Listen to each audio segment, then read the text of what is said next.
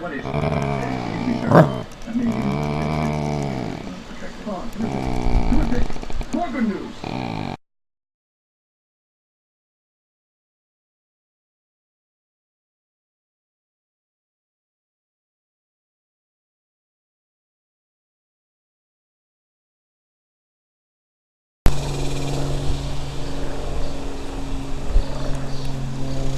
Hello, Pat Minute here. The training routine I'm using to try to get better at the IKTHOF World Championship and the IKTHOF Gold Cup throws seems to be working. I'm progressing. From week to week I gain probably about 10 points. I want to see where I peak at and then try some extreme practices to try to get even better. I'll think of something.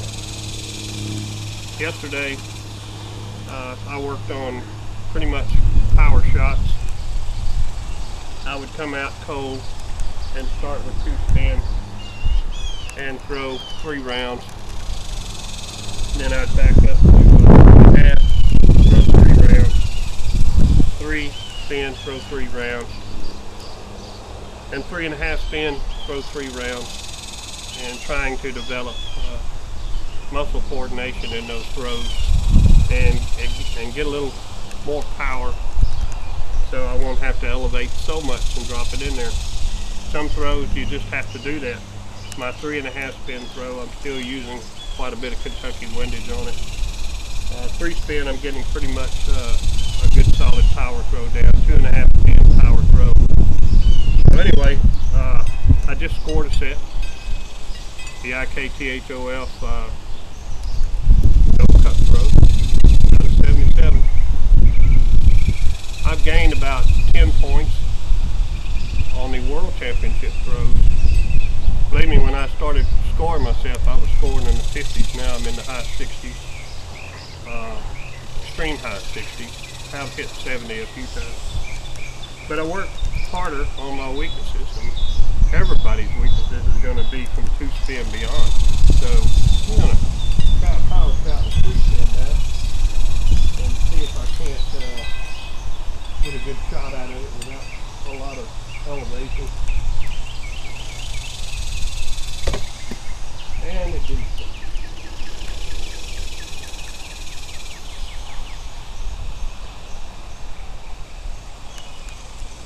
You saw where that went though, dead center. So I was just a little bit too close.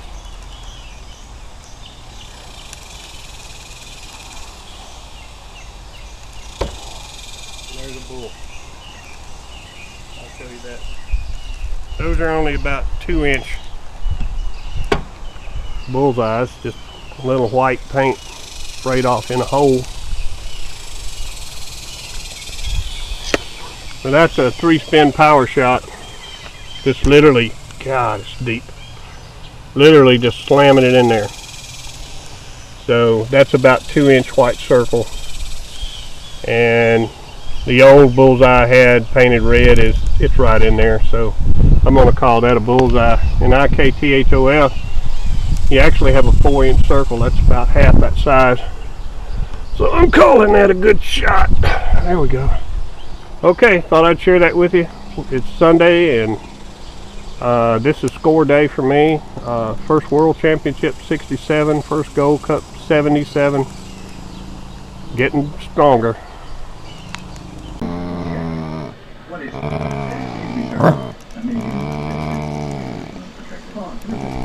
it? More good news. Hello there, Pat Minner here. Got my new tomahawks in yesterday, but I was doing some other things, pretty busy, so didn't get a chance to work on them. Today I'm throwing knives and stuff, but I'm also getting these new tomahawks ready to throw. First thing I do when I get a new tomahawk, and this is from over 15 years of fooling with these things, loose heads and different lengths and stuff like that. First thing I do with these new ones is they come with a hex screw in the back that's in there very tight. I take those out very carefully. When you put your hex down in there, tap it in there a little bit to make sure you got a good connection with it, because you could strip these things very easy and you don't want to do that. First thing I do is take the hex screw out. Then I will walk over here and I'll show you what else I do with them here. I put them in my vise and leave a little slack there so you don't damage these handles. And then I take a hammer and I drive them in. Don't just keep hammering and hammering, because you'll bust the top of the handle. Just average swings, and then you can look at the back down in there in the sunlight and you can see that the hole is off now, so you've actually driven the handle on a little bit more. And I'll do that, and I'll put it back over here, and I'll do as many hawks as I've got, and I'll do that for 3 days. Every day for 3 days I'll take them over and drive them in a little bit further. Average swings, don't get carried away. And then after the 3rd day I will cut the handle off to length. 14 inches overall is the length for IKTHOF competition. Now, the old way of doing these things, I don't know if you can see those holes I drilled in there. These hawks are about 15 years old, and I tried every way in the world to keep a hawk head tight. Just never really ever could do it. And another thing I used to do is I would soak them in a bucket of water for a couple of days, and that would swell the hickory up, and they'd stay tight a pretty good while, but your hawk head stayed rusty all the time. So I'm going to simplify it. If they do work loose, I'll just take one hawk and tap it on the other one, get the handle back tight again.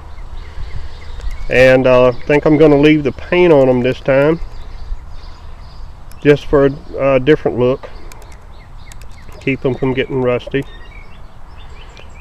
And that's what I do with my tomahawks now. I'm going to give it a good try anyway, rather than drilling holes in them, spending a lot of time with paint stripper and a lot of money.